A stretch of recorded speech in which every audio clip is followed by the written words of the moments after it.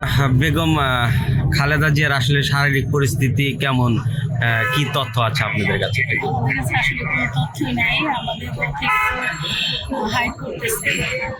আমি আসলে তথ্য কিছুটা জানার জন্যই মূলত এখানে এসেছি। এখানে থেকে সঠিক কোনো তথ্য জানতে পারবো কিনা এই কারণে আশায়। আপনি বললেন হাইড করতেছে, আসলে কি হাইড মনে করছে? হচ্ছে যে কি hide হাইড করছে মনে হচ্ছে আপনার কাছে?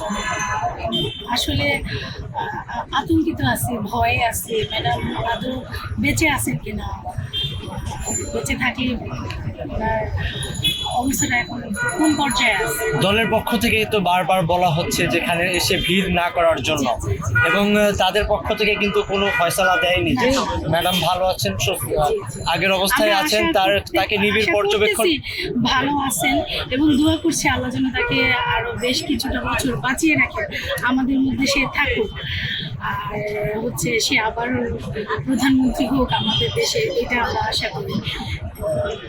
আসলে মন মানতেছিল না, যে কারণে চলে আসছি, যে দেখি এখানে এসে কোনো আপডেট পাই কিনা, সঠিক কোনো তথ্য পাই কিনা। গুঞ্জনটা শুনছেন, যেটা জি। আপনার কাছে কি মনে হয়? আসলে আমি কোনো কিছু মনে করতে চাচ্ছি না, আমি আশা করতেছি যে সে বেঁচে থাকুক, সে সুস্থ হয়ে আসুক, আমাদের মাঝে সুস্থ হয়ে ফিরে আসুক। আমি কোনো গুঞ্জনকে বিশ্বাস করতে চাচ্ছি না। তারেক রহমান যে আসার কথা কয়েকদিন যাবত আমরা শুনে আসছি যে চলে আসবে, এটা আসার ব্যাপারে কবে আসবে বা কি, এটা সম্পর্কে কতটুকু কি জানা? এটা সম্পর্কেও আমাদের কোনো তথ্য দেওয়া হয় নাই, আমরা জানি না।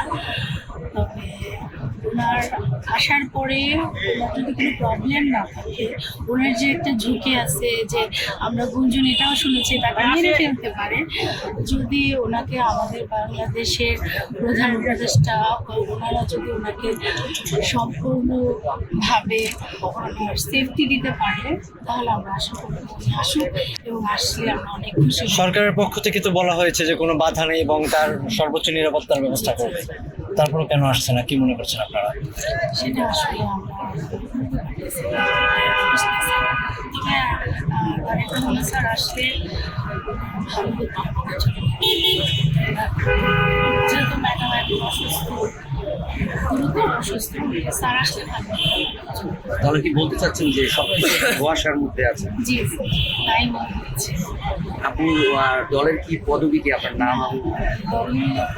আসলে ওইভাবে আপনারা তো জানেন বিগত 17টা বছর আমরা কিভাবে ছিলাম, কিসের মধ্যে ছিলাম, দলের আসলে বলতে চাচ্ছি না।